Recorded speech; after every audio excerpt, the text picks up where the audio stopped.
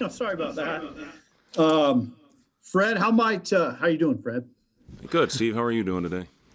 Good, good. How might Derrick Walker help? I know you don't want to rush into the conversation too much, but in particular, how might he help your shooters? Yeah, the thing Derek will demand as he rolls into the paint is he'll demand a lot of attention with, teams having to suck in there because of his ability to finish at the rim. That'll hopefully open up some things on the perimeter. We have not finished, obviously, very well at the rim, really with all of our players, but, particularly, with Ivan. He's gotten a lot better over the last few games, but I think teams will have to suck in there a little bit more, obviously, depending on their pick and roll coverage. If they're in a drop, they'll play more of the pick and roll in a 2-on-2. If they're more aggressive with it, they'll have to sit in that opposite low man, which hopefully will open up some shots, either in the corner or in the opposite wing. But we're all excited to have Derek back. It's been a long time coming. He's been extremely patient throughout this process. A lot of highs and lows, ups and downs.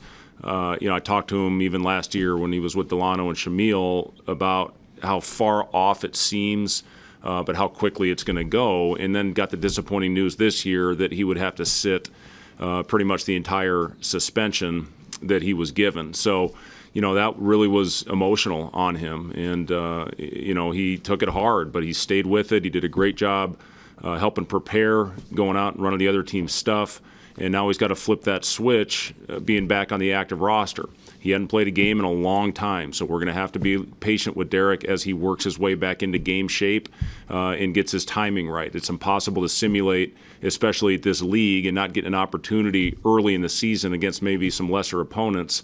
So, Derek's going to be, playing a lot of catch-up here. We've been trying to get him through the offense pretty much every day, getting him extra work for this exact moment. But, hey, Derek, welcome to the league. You get to go up against Big Williams and Edie, 6'10" and 7'4" in your first game. But he's excited to be back, and we're certainly excited to have him back on the floor.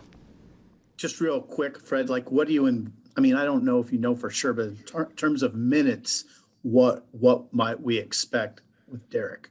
Yeah, we're going to monitor it closely and see how he's doing. A lot of it will be on how he's feeling out there, Steve. And, if he feels great, we may be able to extend the minutes that we have planned out for him.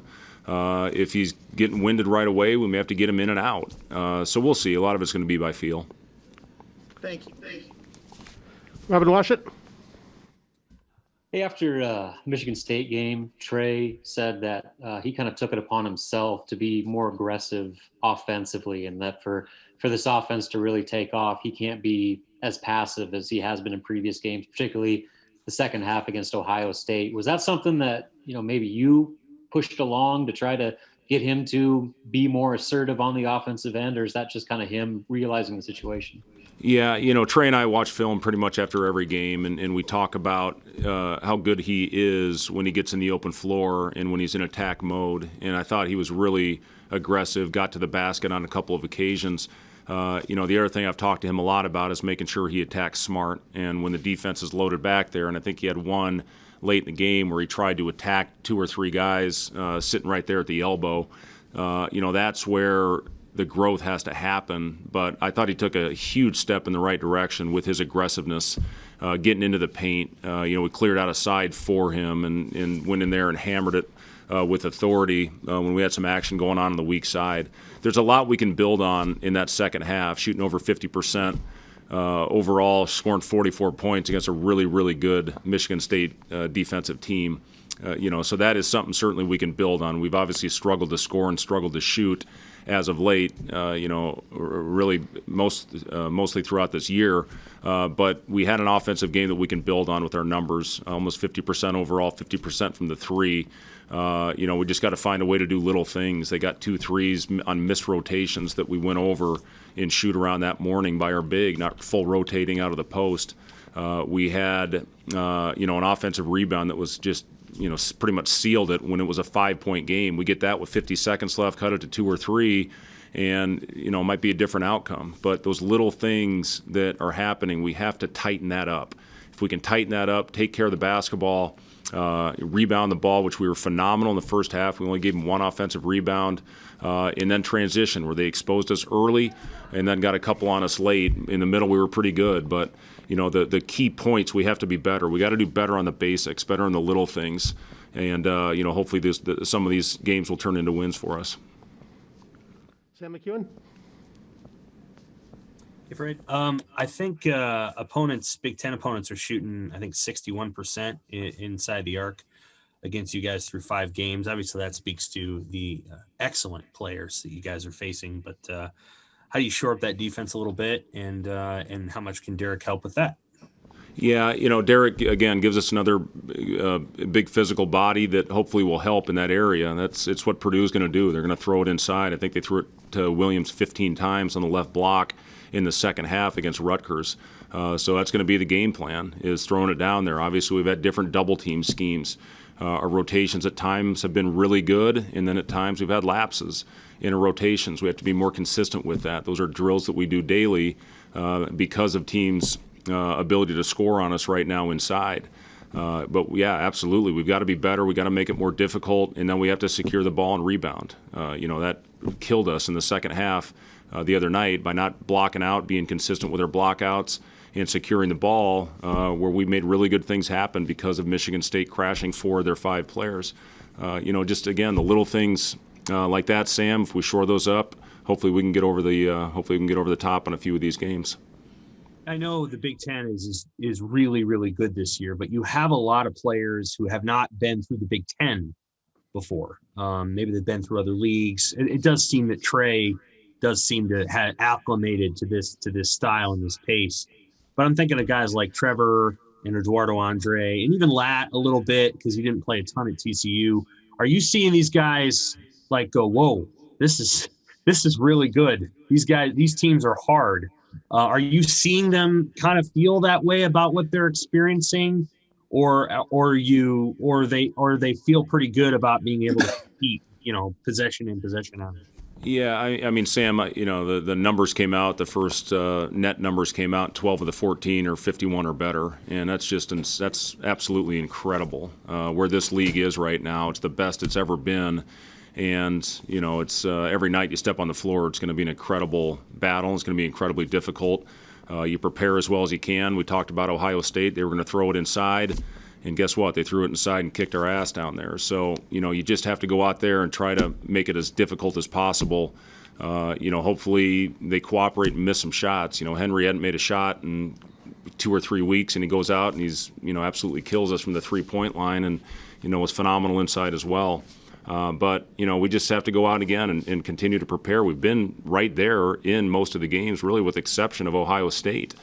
For the majority of the game. It's about cutting out the mistakes and cutting out the stretches that are costing us. Last 3 or 4 minutes of the first half the other night, first 3 or 4 minutes of the second half. It was, I think, a 17-point swing, or they opened up a 17-point lead on us. It was 7 at halftime, and they torched us at the beginning of the half, and that was the second straight time that happened, the Michigan game before that. But we've been right there. Even Michigan pulled back in, had a chance. Michigan State were 2-possession game under a minute, had a chance to cut it to 1 if we rebound the ball. Wisconsin, we're right there. So, again, it's about going out there and finding a way to get a win, to give our team a little confidence to know that we can do it. Joe Nugent? Hey, Fred. Purdue, like Nebraska, shoots a lot of 3-pointers in a game. Do they do anything unique to give themselves those looks? Is it going to be a challenge to stay connected on the perimeter? Well, they run 800 sets. This team, I think, is more than anybody else in our league. They run more action than anybody else. And, really, it's a conceptual game plan. This is how we're guarding this action. This is how we're guarding the post. This is how we're guarding the pick and roll. Because if you try to go through everything, you're not going to remember anything. So they do a great job running their stuff. The pace they run their actions with is phenomenal. They've got guys that can shoot the ball at a high clip. Stefanovic is one of the top shooters in the country. And then when they throw it inside, it's kind of a pick your poison deal. If you let them go in their one-on-one, they're really skilled and crafty and talented. You have to try to make them catch the ball out a little bit further so you can stay with the shooters. But, give Coach Painter credit. They really run their actions with great pace, and it's very hard to guard them. Andrew Ward?